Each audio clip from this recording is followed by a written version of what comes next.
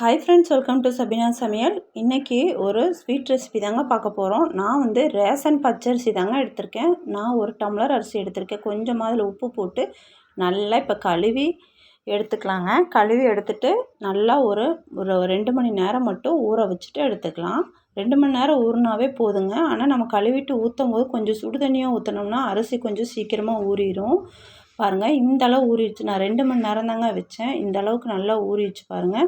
இப்போ தண்ணியை நல்லா வடிச்சுக்கிட்டு இதை அரைச்சிக்கலாங்க. அதுக்கு நான் 1 டம்ளர் இந்த டம்ளரில் அரிசி எடுத்தேன். அதே டம்ளரில் 3/4 டம்ளர் நான் பொடிச்ச வெல்லம் எடுத்துக்கிறேன்.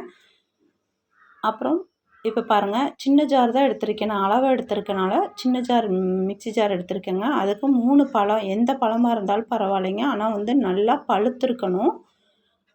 இப்போ அந்த பழத்தை நல்லா கட் பண்ணி எடுத்தாச்சுங்க. இந்த அரிசி கூடயே அரைக்கிறதுக்கு ஒரு 3 ஏலக்காய் எடுத்திருக்கேன்.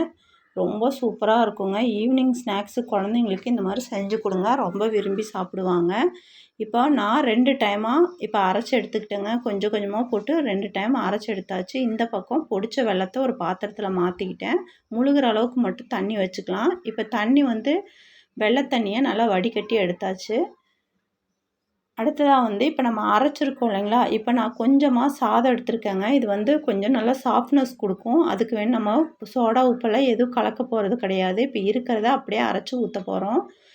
நான் கொஞ்சமாக சாப்பாடு எடுத்திருக்கேங்க. அதில் ஒரு கைப்பிடி சாப்பாடு இப்போ எடுத்திருக்கேன். ஒரு கைப்பிடியும் கூட இருக்காது, ஒரு 4-5 டீஸ்பூன் எடுத்திருக்கேன். இப்போ மாவு நல்லா அரைச்சாச்சு. கொஞ்சம் நல்லா முக்காப்பதம் அரைச்சோன்னா அந்த வெள்ளை தண்ணியை கொஞ்சம் கொஞ்சமாக உள்ளே சேர்த்துக்கலாம். சேர்த்துட்டு பாருங்கள், இந்த பதத்தில் நல்லா அரைச்சி மையாக அரைச்சிக்கணுங்க. நல்லா நெய்ஸாக, கொஞ்சம் கூட திருதிரியாக இருக்கக்கூடாது. இந்த அளவுக்கு நல்லா அரைச்சி எடுத்தாச்சு. இப்போ ஒரே ஒரு பிஞ்ச் உப்பு போட்டுக்கிறேன். போட்டு பாருங்கள், மாவு நல்லா ஸ்மூத்தியாக இருக்குது. இந்த மாதிரி தான் இருக்கணும். ரொம்ப தண்ணியாகவும் இருக்கக்கூடாது. இந்த பதத்துக்கு இருக்கணும். இதை ஒரு 1 மணி நேரம் புளிக்க வச்சுக்கலாம். நான் தேங்காய் ஒரு 3-4 துண்டு தேங்காய் எடுத்திருக்கேங்க. இது நான் சொரவி தான் போட போகிறேன். நெய்யில் வறுத்தும் போடலாம். நான் சொரவி தான் இப்போ இன்றைக்கி சேர்த்துக்க போகிறேன். ஒரு 5 டீஸ்பூன் போல் இந்த மாவில் சேர்த்துக்கிறேன். இது ஃப்ரெஷ்ஷாக இப்போ நம்ம துருவி எடுத்த தேங்காய் ரொம்ப சூப்பராக இருக்குங்க. சாப்பிடும்போது அந்த பணியாரம் சாப்பிடும்போது நம்மளுக்கு வாய்க்கு அடிபடும். அப்போ ரொம்ப சூப்பராக இருக்கும். இப்போ தேங்காய் உள்ளே சேர்த்தாச்சு. சேர்த்துட்டு இப்போ அதையும் நல்லா மிக்ஸ் பண்ணி விட்டுக்கலாம். நம்ம இஷ்டம் தாங்க. முந்திரி, பாதாம் எதாக இருந்தாலுமே இதில் உள்ளே சேர்த்துக்கலாம். இப்போ நல்லா கலந்து இப்போ நான் 1 மணி நேரம் மாவு கொஞ்சம் ரெஸ்ட்டில் வச்சுட்டு அதுக்கப்புறம் எடுத்து பார்க்குறேன். பாருங்கள், இந்த அளவு நல்லா புளிச்சு வந்திருக்கு.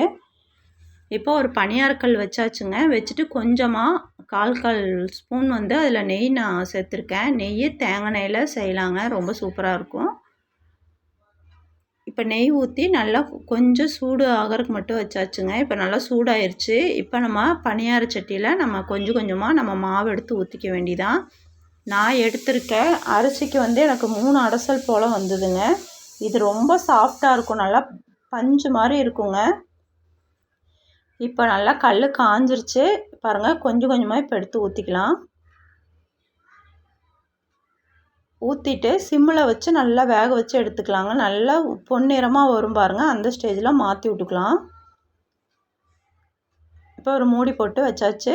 இப்போ பாருங்கள், ஒரு நிமிஷம்தான் வெந்துச்சு. நல்லா பாருங்கள், நம்ம சிம்மிலேயே வச்சு வேக வச்சுக்கலாம். அவ்வளோதாங்க, அருமையான நம்மளுக்கு இனிப்பு பணியாரம் சூப்பராக சாஃப்டாக ரெடியாக இருக்குது. எவ்வளோ பஃபியாக இருக்குதுன்னு பாருங்கள்.